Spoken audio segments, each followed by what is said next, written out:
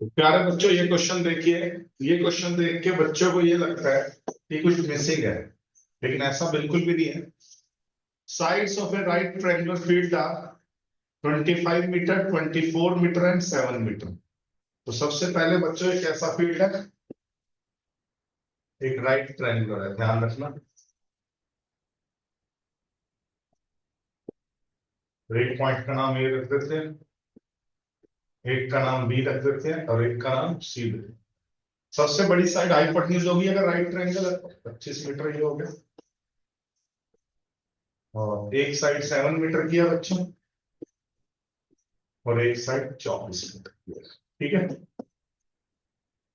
मान लो तीनों, मान लो ऐसा क्वेश्चन भी तो हो सकता है तीनों साइड दे रखी हूं और ये था ही ना कि राइट ट्रायंगल है, तो हम राइट ट्रायंगल प्रूव भी कर सकते हैं कि सबसे बड़ी साइड का जो स्क्वायर होगा, क्या बोला, सबसे बड़ी साइड का जो स्क्वायर होगा वो बाकी दो साइड के स्क्वायर के सम के इक्वल होगा, है ना।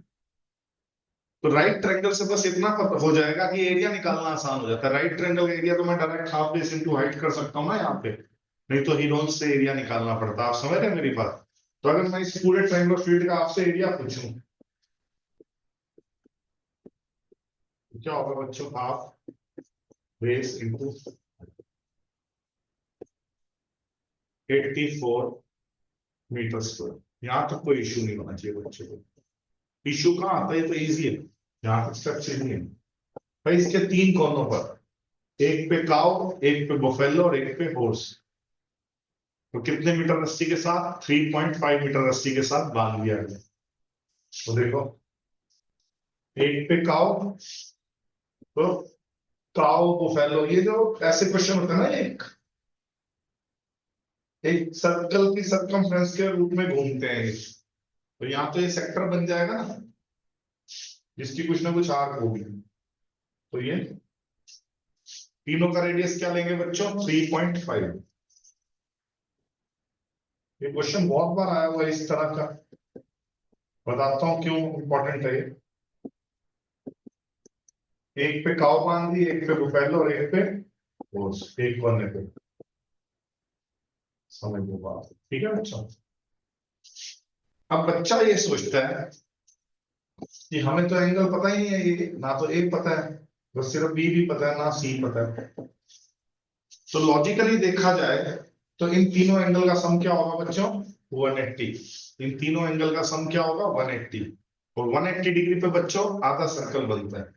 180 डिग्री पे क्या बनता है, आधा सर्कल। तो आधे सर्कल का area pi r square by 2 मैं डायरेक्ट भी कर सकता हूँ।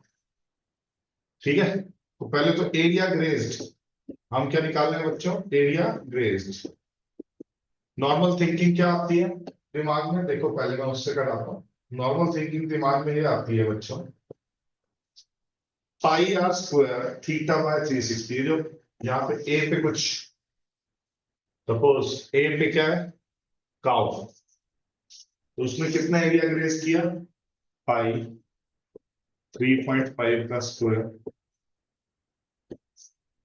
एंगल ए ओवर 360, है ना, थीटा ओवर 360। यही फॉर्मूला होता है किसी भी सेक्टर का एरिया बच्चों। किसी भी सेक्टर का जो एरिया होता है, पाई आर स्क्वायर थीटा बाय 360। दूसरे सेक्टर का एरिया, एक पे काउ है तो दूसरे पे मान लो बी कोने पे बुफेलो है, पाई 3.5 का स्क्वायर थीटा ओवर 360 पाई। सी पे कौन है बच्चों, सी पॉइंट पे सपोज फोर्स है, 3.5 का स्क्वायर थीटा ओवर 360। ठीक है। तो प्यारे बच्चों, पाई 3.5 का स्क्वायर और 360 में कॉमन ले लूं तो अंदर क्या रह गया, angle a plus angle b plus angle c. अब angle a plus b plus c क्या बच्चों, 180। ट्रायंगल के तीनों एंगल का सम 180 होता है।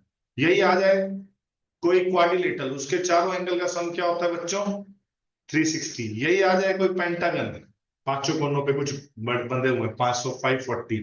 यही आ जाए हेक्सागन, तो क्या होता है हेक्सागन के 6 एंगल्स का सम 720।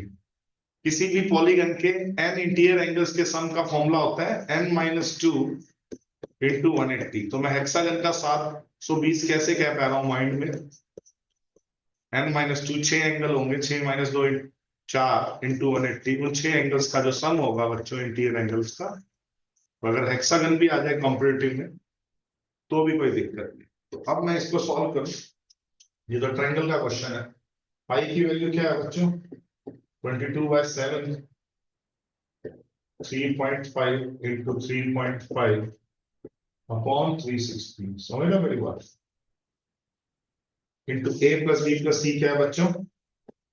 180, क्योंकि ये ट्रायंगल है। अब ये बात समझो, आप एग्जाम में डायरेक्ट कर सकते हो कि सर ये तो मैंने समझाने के लिए इतना पूरा किया। तो कंपटीटिव के बच्चे हैं वो डायरेक्ट कर सकते हैं, हाँ स्कूल वालों को तो ऐसा करना पड़ेगा, ठीक है। लेकिन कंपटीटिव के बच्चे डायरेक्ट स्टेप ले सकते हैं माइंड में, उसका इतना समय बच जाएगा।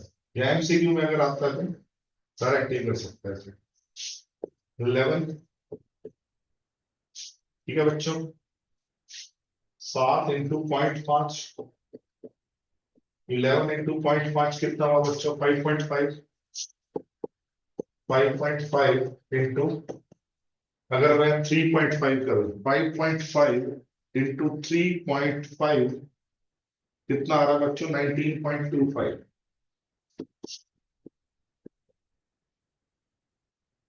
ठीक है, इसको सॉल्व करके भी देख सकते हो।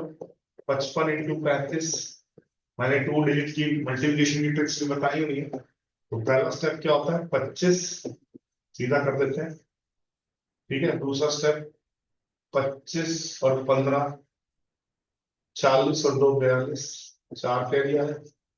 5 3 15 और 4 19, ये मैंने ट्रिक से मल्टीप्लाई कर दिया, ठीक है। तो जो उन्होंने एरिया ग्रेस किया वो कितना आया बच्चों सॉल्व करके? 19.25 मीटर से। लेकिन क्वेश्चन में क्या पूछा होगा? हाँ जी, find the area of the field that can not be grazed by this. तो 84 टोटल एरिया आया था और 19.25 इन्होंने ग्रेस किया। तो माइनस करना है, माइंड में कर सकते हैं। 84 माइनस 19, अगर सिर्फ 84 माइनस 19 होता, 0.25 माइनस ना करना होता, तो माइंड में 65 आ जाता। लेकिन 0.25 और भी माइनस करना है। Answer is 64.75 metre square. ठीक है, ये फाइनल आंसर है हमारा। ये जो भी, अगर एमसीक्यू है तो जो भी ऑप्शन होगी देख लेना, ठीक है जी। Important one, very important.